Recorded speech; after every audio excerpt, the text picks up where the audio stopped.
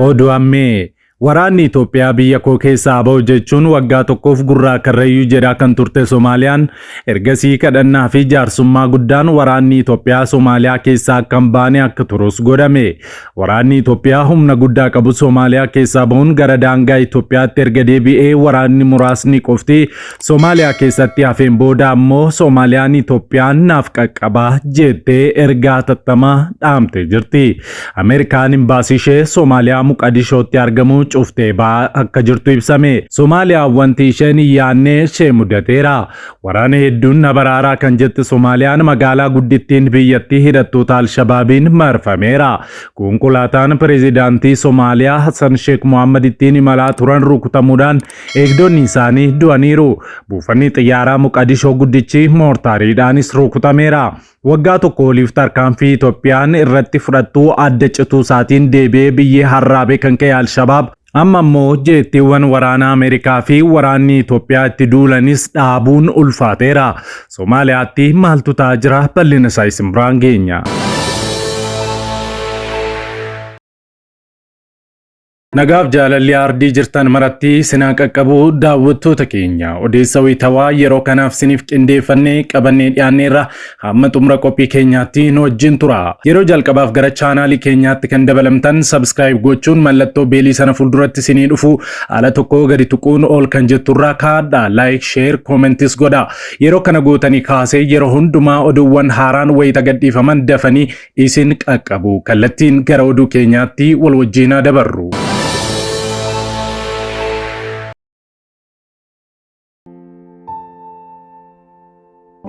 Video kana like gochuudhaan jalqabaa.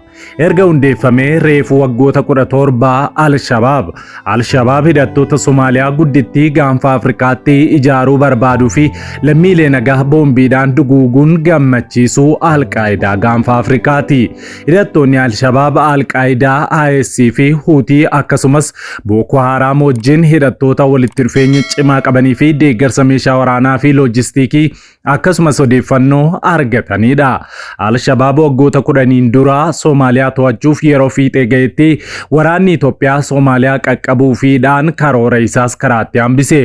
Ergasiis waggoota hedduuf waraanni Al-Shabaab as jira achi jira utuu hin jedhamin tasaa boombii konkolaatotatti hidhuun namoota nagaa duguugaa tureera. Haa ta'u malee muddama Itoophiyaa fi Soomaaliyaa gidduutti uumameen waggaa tokko oliif yeroo waraanni Itoophiyaa Soomaaliyaa gadhiisee ba'u jettee Soomaaliyaan himattetti isaaf gammachuu guddaa ture. Yeroo aara galfannaas argateera.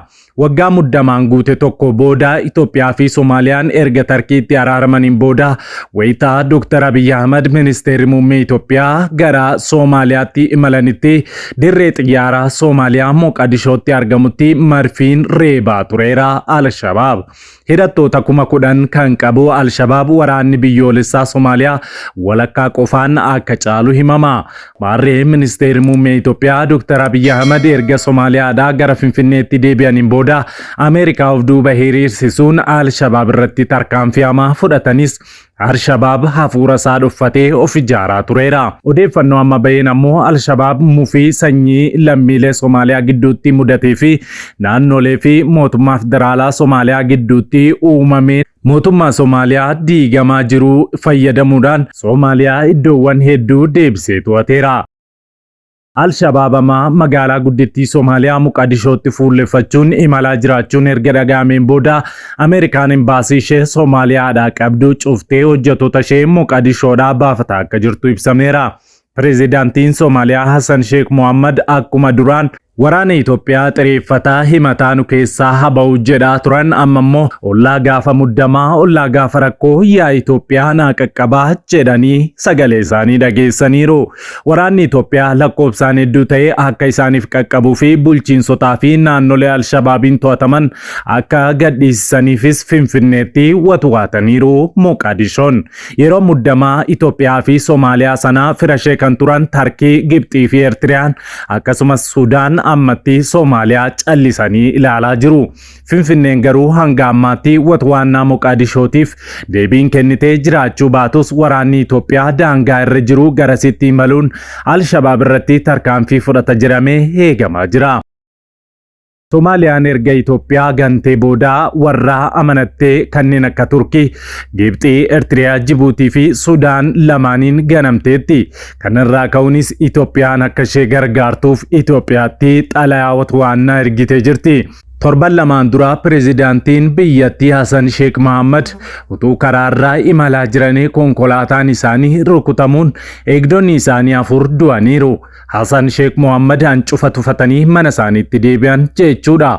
Sana duras ministeerri muummee Itoophiyaa Dr. Abiy Ahmed wayita gara Moqaadishoo magaalaa guddittii Soomaaliyaatti imalanitti moortaariin gara dirree xiyyaaraa Adeenaadeetti dhukaafameen rasaasni moortaarii 11 keessaa tokko miidhaa guddaa buufata xiyyaaraa Adeenaadee yookaan Moqaadishootti argamutti qaqqabsiisee akka ture himamaa tureera.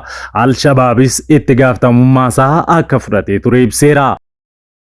Maarri amma dhuguma Itoophiyaan waraana Soomaaliyaaf ni qaqqabdii laata? Al-Shabaab Soomaaliyaa to'ateera taanaan Itoophiyaa, Keeniyaa fi Jibuutiidhaaf balaa hamaadha. Sababni isaas Soomaaliyaa guddittii abbaa urjii 5 ijaara jedhuuf daangaan Itoophiyaa fi Keeniyaa akkasumas Jibuutii balaa keessa bu'a. Keessattuu Soomaalee Itoophiyaa ofitti dabaluudhaaf wanti inni hin goone hin jiru. Kanaaf Itoophiyaan calliftee waraana Hassan Sheikh Mohammed kana biraa ni darbiti jedhameen yaadamu.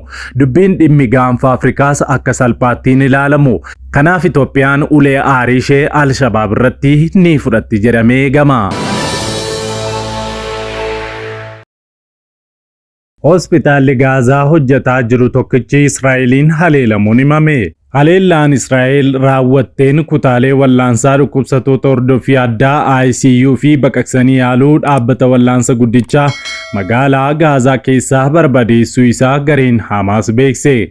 Waraabbiin viidiyoo toora intarneetii irratti maxxanfame erga haleellaa misaa'ilaatiin gamoo abbaa darbii lamaan rukutaniin booda laboobaan ibiddaa fi aarri guddaan hospitaala Baaptiist Al-Hayi keessaa ol ka'e mul'ata.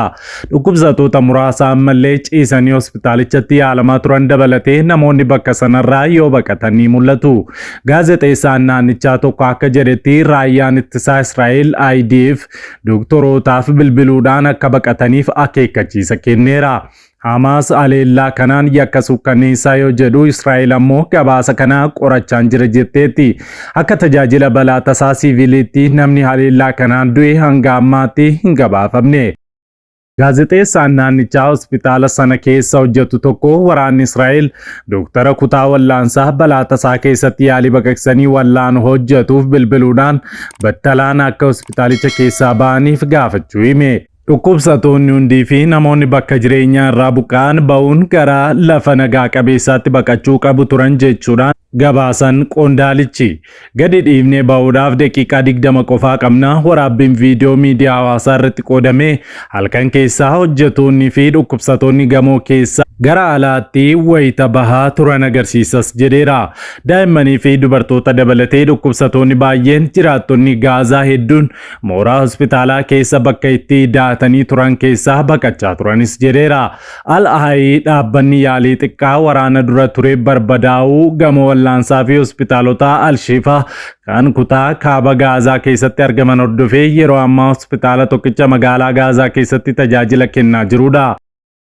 Waajirri miidiyaa hawaasaa mootummaa Hamaasiin gaggeeffamu ibsa kenneen haleellaa kana balaaleffatee jira. Israa'el hospitaala Al-Hayi kan dhukkubsattootaa fi hojjettoota yaalii dhibbaan lakkaa'aman keessa jiru irratti xiyyeeffachuudhaan yakka suukkanneessaa raawwachaa jirti jedheera.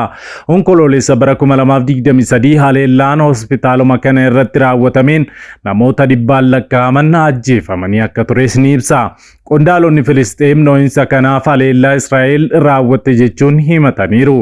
Israa'el dhoohinsi kun kan uumame garee hidhattoota jihaad Islaamummaa Filisxeem kan rokkeetii furguggisan jalaa fashalaa'een ta'uu ibsitee kan turte yoo ta'u gareen jedhame ammoo gocha kana haalee jira. Waraanni Israa'el haleellaa Hamaas daangaa qaxxaamuruun kanaan dura haala hin baratamneen onkoloolessa 7 bara 2023 raawwateen lammiilee Israa'el gara 1200 akka ajjeefaman akkasumas kanneen 251 ta'an ammoo booji'amuun fudhatanii deebii kennuudhaaf duula garichaa balleessuudhaaf jalqabuu labsite Israa'el. Ergasiyaas Gaazaatti namoonni 50,933 ol ajjeefamuu ministeerri fayyaa naannichaa Hamaasiin gaggeeffamuu ibsee jira. Kanneen keessaas namoonni 1,563 erga Israa'el Gaazaatti haleellaa ishee deebitee galtee booda ajjeefamuu ministeerichi beeksiseera. Israa'el kanaan dura haleellaa qilleensaa kaaba Gaazaa mana barnootaa namoota buqqa'aniif akka da'ootti tajaajilaa ture irratti raawwatteen yoo xiqqaate lammiileen Filisxeem 27 ajjeefamuu ministeerri fayyaa Hamaasiin gaggeeffamuu ibseera. Magaalaa Gaazaa kutaa kaabaa bahaa tuffaa keessatti kan argamu manni barnootaa Dar al-Arqaam wayita haleelamuu kanneen ajjeefamaniin alattis hedduun miidhamuun gara hospitaala naannawaa sanaatti geeffamaa turan. Waraanni Israa'el mana barnootaa rukutuu isaa hin ibsine garuu wiirtuu ajajaa fi to'annoo Hamaas keessa turan haleelee jedheera. Ministeerri fayyaa kanaan dura haleellaa Israa'el sa'aatii 24 darban keessatti raawwatteen namoonni biroo 97 ajjeefamuu gabaasee ture eebila 4. Israa'el haleellaa qilleensarraa malees duula lafuutiin daangaa Filisxeem bal'aa qabachuuf akka jirtu ibsitees turte. Dubbii himaan dhaabbata ittisa siivilii Gaazaa kan Hamaasiin gaggeeffamu Mahamuud Bassaal haleellaa mana barnootaa irratti raawwatame kanaan namoota ajjeefaman keessaa daa'immaniif dubartoonni akka turan himee jira. Kana malees dubartoonni ulfaa fi miseensonni maatii hedduun bakka kanatti ajjeefamuu himeera. Viidiyoon hospitaalaa Al-Ahii naannawaa haleellaan itti raawwatame sana jiru irraa argame akka agarsiisutti daa'imman wayitaa konkolaataan gara sanatti geeffaman miidhaa cimaan irra ga'es mul'iseera. Ibsi raayyaa ittisaa Israa'el IDF irraa ba'e akka agarsiisutti ammoo bakki Israa'el magaalaa Gaazaa keessatti rukuttee loltoota Hamaas namoota nagaa fi loltoota Israa'el irratti haleellaa karoorfachuuf itti fayyadamaa turan jedheera. Dabaluudhaanis miidhaa namoota nagaa irra ga'u salphisuuf tarkaanfiiwwan hedduun fudhatamuu ibseera. Kamisa ganama jiraattonni Sheejaahiyaa fi naannolee ollaa 4 hatattamaan gara dhiyaa magaalaa Gaazaatti akka baqatan ajaja dabarseera. Ajaja wal fakkaataa torban kana keessa IDF naannolee kaaba Gaazaa hedduu akkasumas guutummaa magaalaa kibba Raafaa fi kutaalee ollaatti dabarseen lammiileen Filisxeem gara 100,000 ta'an akka baqatan taasiseera jira United Nation. Israa'el waliigaltee dhukaasa dhaabuu fi warra butaman gadhiisuu marsaa jalqabaa baatii amajjii keessa Hamaas waliin waliigaltee irra ga'ee xumuramuu fi marii waliigaltee kana marsaa lammataa irratti taasifamu erga dhaabbatee booda bitootessa 18 Gaazaa irratti haleellaa qilleensarraa fi duula lafoo ishee haaromsite. Dubbii himaan olaanaa IDF Birgeedar Jeneraal Ifee Defriin kamisaa ibsa kennaniin duulli isaanii kun guyyoota darban keessaa gara sadarkaa biraatti ceera jedhan. Haleellaa tuffaa keessatti raawwatameen dura ministeerri fayyaa Gaazaa yeroo wal fakkaataatti yoo xinnaate namoonni 1,163 du'uu ibseera. Ejeensiin dhaabbata biyyoota gamtoomanii kanneen ajjeefaman keessaa daa'imman 300 ol akka argaman ibsee jira. Kana malees Israa'el namoota butamanii hafan 59 Hamaas qabatee akka gadhiisuuf dhiibbaa waraanaa kan gochaa jirtu yoo ta'u isaan keessaa hanga 24 lubbuun jiru jedhamee amanama. Haa ta'u malee Hamaas yaada Israa'el yeroo dhiyootti dhukaasa dhaabuu haaraa dhiyeessite kan jaarsummaa Ameerikaan taasifamu akka hin fudhanne ibsee jira. Marii kana keessatti giddugaleessa ta'an keessaa tokko kan taatee Ameerikaa waliin qindoominaan kan hojjetame ta'uu himame irratti akka hin bobba'anis ibseera. Garuu karoora jaarsummaa Kaataarii fi Masir kana guyyoota 50 waraana dhaabuuf ka'an qofa akka fudhatu ibseera. Bal'inni karoora sanaa guutuun hin ibsamne garuu namoota butaman 5 akka gadhiifaman jijjiirraa kanaaf ammoo humnoonni Israa'el kutaalee Gaazaa dhiyeenya kana irra deddeebiin qabatan irraa akka ba'anii fi gargaarsi namoomaa akka taasifamu kan hammatee akka ta'e himameera. Waraanni Israa'el fi Hamaas gidduutti baatii onkoloolessa 7 2023 eegaleen Israa'el irraa namoonni 1,200 ta'an kan ajjeefaman yoo ta'u kanneen 251 ta'an ammoo butamanii akka turan ibsameera. Gaazaatti ammoo namoonni 51,000 ol ta'an ajjeefamuu ministeerri fayyaa naannichaa beeksisee jira. BBCtu gabaase.